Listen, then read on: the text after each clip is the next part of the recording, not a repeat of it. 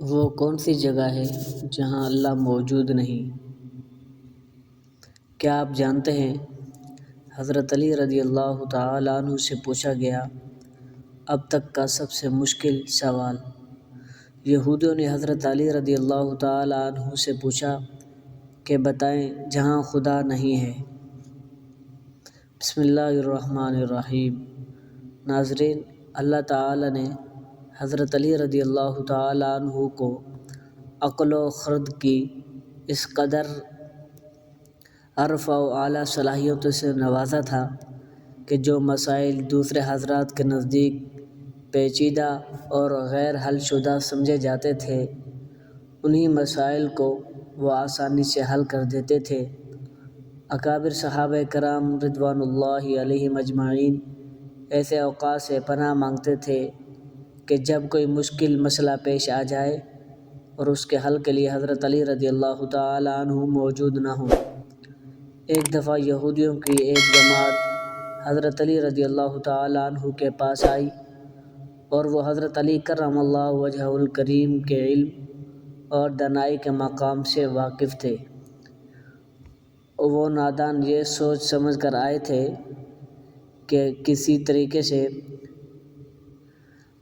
وہ حضرت علی رضی اللہ تعالیٰ عنہ کو علمی بنیاد پر شکست دے دیں تو اس سے مسلمانوں کو شرمندگی ہوگی اور ہر طرف ہمارا ڈنکا بجنے لگے گا۔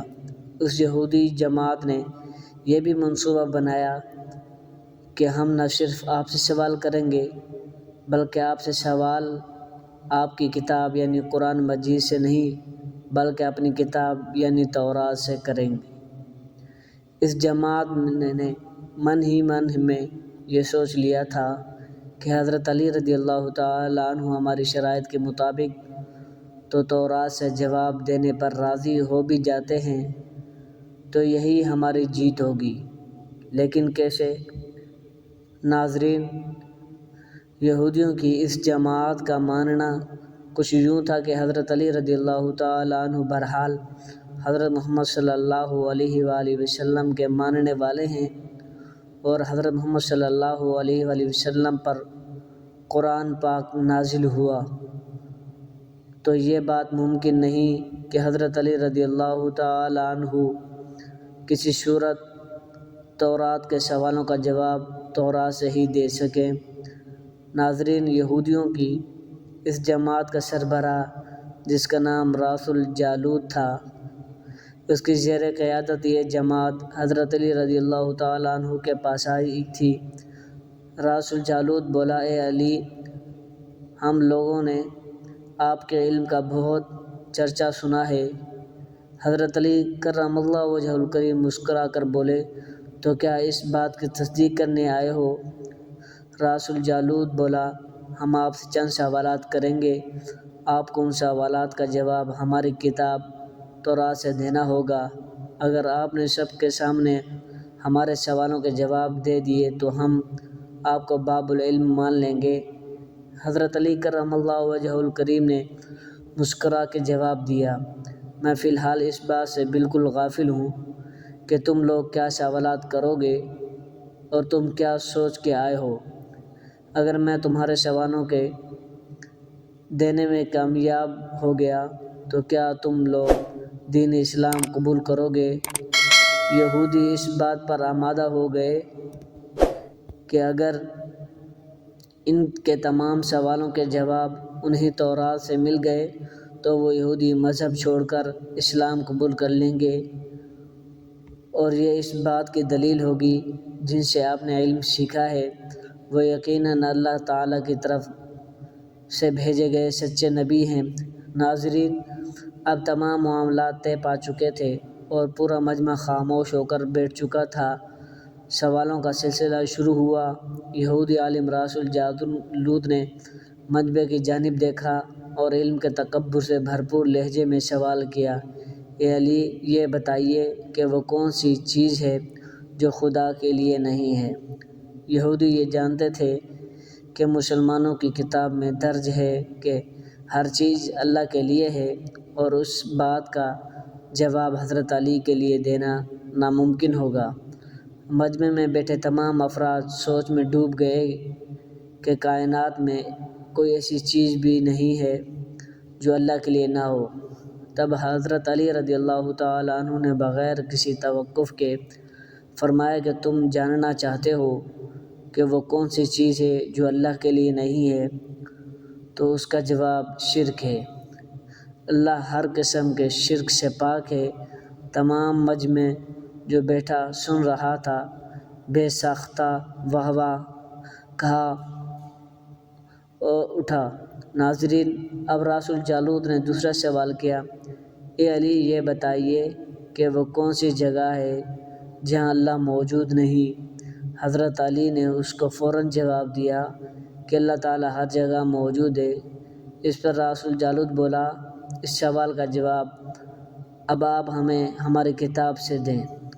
حضرت علی رضی اللہ تعالیٰ عنہ نے فرمایا کہ کیا تمہاری کتاب میں یہ نہیں لکھا کہ حضرت موسیٰ علیہ السلام کے پاس ایک فرشتہ آیا اور حضرت موسیٰ علیہ السلام نے اس سے پوچھا تم کہاں سے آئے ہو؟ تو اس نے جواب دیا کہ میں 7ویں آسمان سے آپ کے پاس حاضر ہوا ہوں۔ اتنے میں حضرت موسیٰ علیہ السلام کے پاس دوسرا فرشتہ آیا۔ حضرت موسیٰ علیہ السلام نے اس سے پوچھا کہ تم کہاں سے آئے ہو؟ اس نے جواب دیا میں زمین کے 7ویں طبق سے آپ کے پاس حاضر ہوا ہوں۔ حضرت موسیٰ علیہ السلام نے پہلے فرشتے سے پوچھا 7ویں آسمان میں تمہارے قریب کون تھا؟ فرشتے نے جواب دیا میرے قریب میرا رب تھا۔ حضرت موسیٰ علیہ السلام نے زمین سے آنے والے دوسرے فرشتے سے پوچھا تمہارے قریب کون تھا؟ اس نے جواب دیا میرے قریب میرا رب تھا۔ تو اس سے یہ معلوم ہوا کہ بلندیوں کی انتہا ہو یا گہرائیوں کی انتہا، اللہ رب العزت ہر جگہ موجود ہے۔ ناظرین، راس الجالوت اب تھوڑا گھبرا گیا تھا کہ یہ دیکھ کر کہ حضرت علی رضی اللہ تعالیٰ عنہ نے اس کے سوالوں کے جواب اس کی کتاب سے ہی دے دیے تھے۔ اب اس نے حضرت علی رضی اللہ تعالیٰ عنہ سے تیسرا سوال پوچھا، اے علی یہ بتائیے کہ وہ کون سی چیز ہے جو خدا کے قریب نہیں؟ حضرت علی رضی اللہ تعالیٰ عنہ نے فرمایا ظلم ایک ایسی چیز ہے جو میرے رب کے قریب نہیں۔ ناظرین، اب راس الجالوت نے بے درپے شکست کھانے کے بعد اپنے سوالوں کا زاویہ بدل لیا اور اب اس نے علمی سوال کے بجائے تاریخی اور سائنسی سوالوں کی طرف اپنا رخ موڑ لیا اور بہت ہی تکبر بھرے انداز میں اس نے پوچھا، اے علی اس چشمے کا نام بتائیں جو زمین پر پہلی مرتبہ جاری ہوا۔ حضرت علی کرم اللہ وجہہ الکریم بولے کہ اس چشمے کو چھوڑو، پہلے یہ بتاؤ کہ تمہارے دل میں کیا ہے، اور تمہارے دل میں یہ ہے کہ وہ چشمہ بیت المقدس کے ایک چٹان کے نیچے ہے۔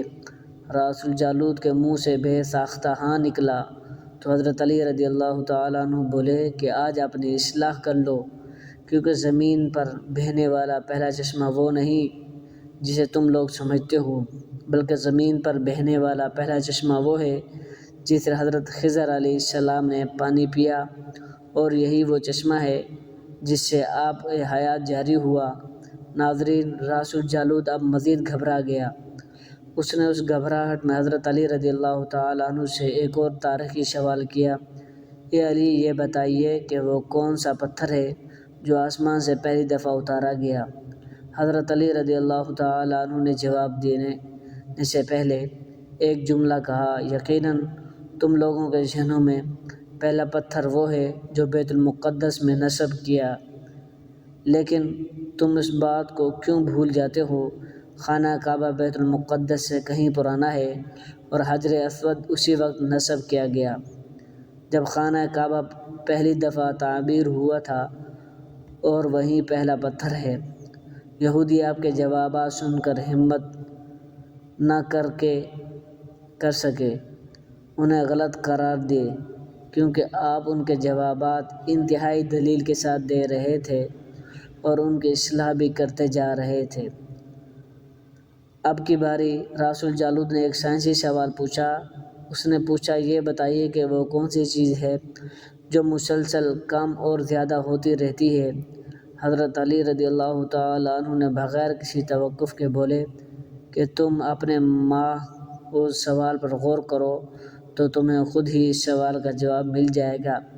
راس الجالود نے پوچھا، وہ کیسے؟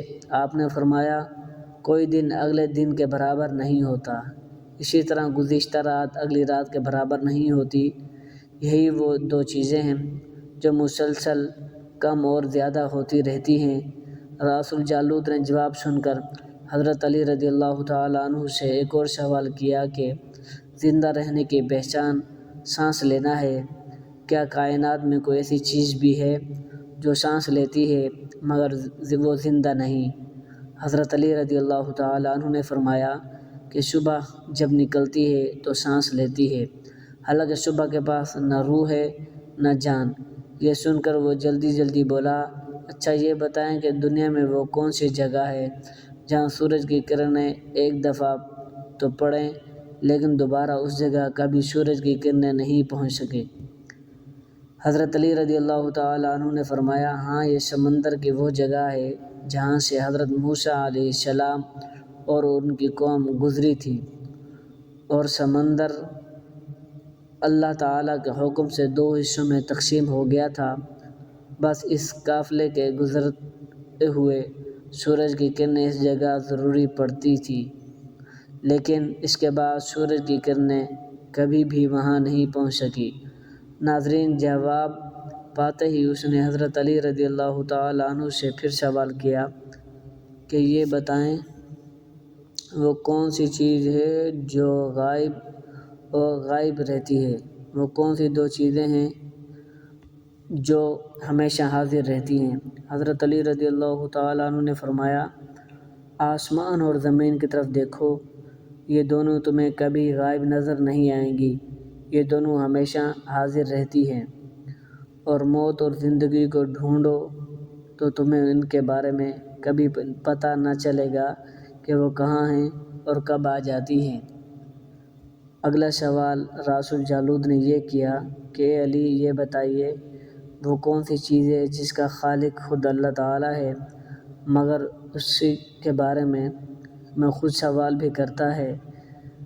حضرت علی رضی اللہ تعالیٰ عنہ بولے، حضرت موسیٰ علیہ السلام کے عصا کا خالق خود اللہ ہے، اور اس عصا کے بارے میں اس نے خود حضرت موسیٰ علیہ السلام سے سوال بھی کیا اور پوچھا کہ موسیٰ، یہ آپ کے ہاتھ میں کیا ہے؟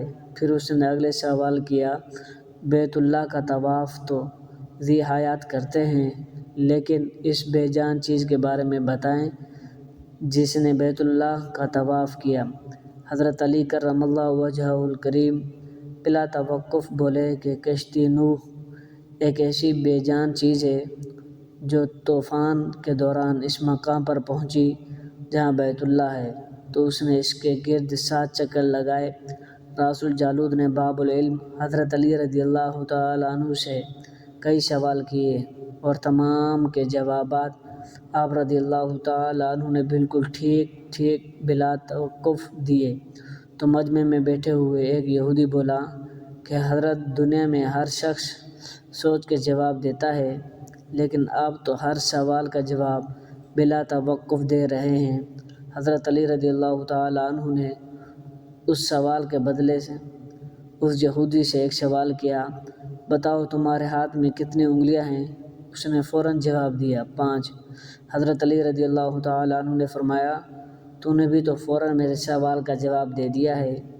اس یہودی نے کہا، یا علی، یہ کیسی بات ہوئی؟ مجھے معلوم ہے کہ میرے ہاتھ میں 5 انگلیاں ہیں۔